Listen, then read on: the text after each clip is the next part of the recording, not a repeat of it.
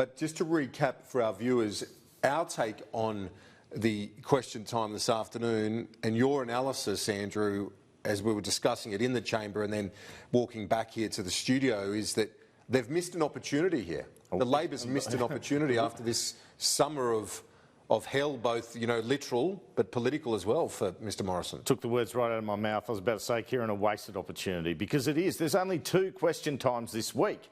3 months they've been waiting for this, and that's the best they can serve up.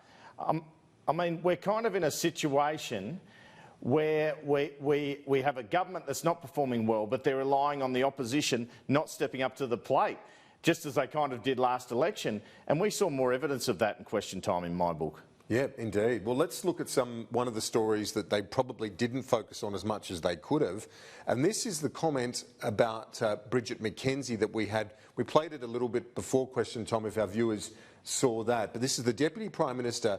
I caught up with him earlier in the day. I'll play the comment and then we'll get to some analysis here. But first of all, Michael McCormack, when I asked him about Bridget McKenzie and was she hard done by in the way that this issue has played out, the Sports Rorts program?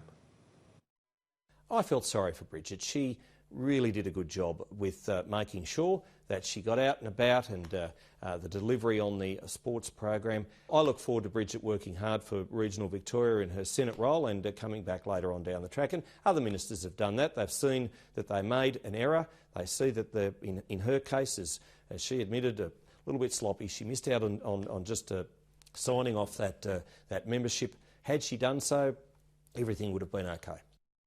So there you have Michael McCormack basically saying that Bridget McKenzie is going to be back before she's even been replaced. That's interesting. She's been benched. She's been benched. I don't know. I mean, you've been here a long time. Have you seen that before? Well, no, I haven't. I've seen them come back, but normally it takes a couple of years. That's right.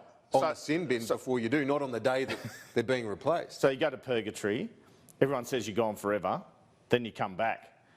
You don't get flagged to come back on the day you go. Yes, right. So you might get a promise behind the scenes that you can come back. But no one's as open as that. I suppose I should congratulate Mr McCormack on his honesty, but I don't think it's very smart politically, Kieran, what he said to you, because he's basically saying that the minister's been found to do the wrong thing, but she's coming back. Now, for the public who are upset and angry about this $100 million worth of sports grants, are they going to be happy when they see that? It's extraordinary. It was unusual, to say the least, particularly on the day that he's working on a replacement for her. So if the sin was sufficient enough for her to be sacked by the Prime Minister, probably not sufficient to be saying, or appropriate to be saying, don't worry, Bridget, you'll be back next year or the year after once you just do a bit of time on the sin bin. It's just an unusual bit of transparency. Where's the accountability? I think some of us have thought it was disturbing enough that ministers are being allowed back after major indiscretions, but we probably thought they've served enough time on the sidelines. This is next level now. Understand this. This is the Deputy Prime Minister saying, we will sack ministers for misconduct, but they can come back. Yeah, just for the look, just for the short term. OK, slap across the wrist, but you'll be back. And in doing so, talking not to us, I would suggest, Kieran, talking to his party room.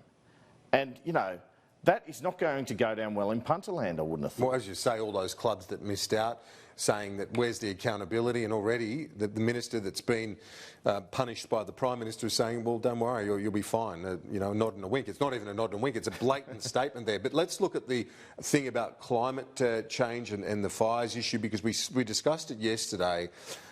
Within the coalition, there is a massive split right now. There has been for a long time, but it was on show yesterday in the party room. And I asked the Deputy Prime Minister about this matter, how they're going to manage it, but also his own views when it comes to the issue of human-induced climate change.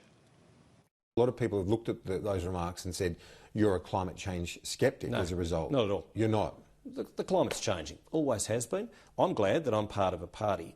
I'm glad I'm part of a coalition that is actually doing something to address climate change. Are you sceptical about the man-made component of it? Well, everything affects the climate. And yes, what we do, no doubt, probably has a fair effect on the climate and where we're going to. But probably, also, that sounds sceptical. Well, it is. But what I don't want to see is us closing down factories, sending industry offshore because We feel those emissions need to come down to such a level that those businesses can't operate anymore. So, Mr McCormack, there in relation to the fact that climate's changing, yes, human-induced climate change, well, he's sceptical about that. Yeah. I mean, I think you put to him comments of a sceptic and he says, well, it is. So you couldn't be any clearer than that. So where are we at here? We've got the Prime Minister saying we will meet and beat our Kyoto targets, and of course climate change has an effect. We have the Deputy Prime Minister creating doubt over it. Again, I feel a bit of a message for his party room. And you have in the coalition party room the Liberals saying we must actually lift our target, some of them, many of them in inner city seats, you know, more than five or six.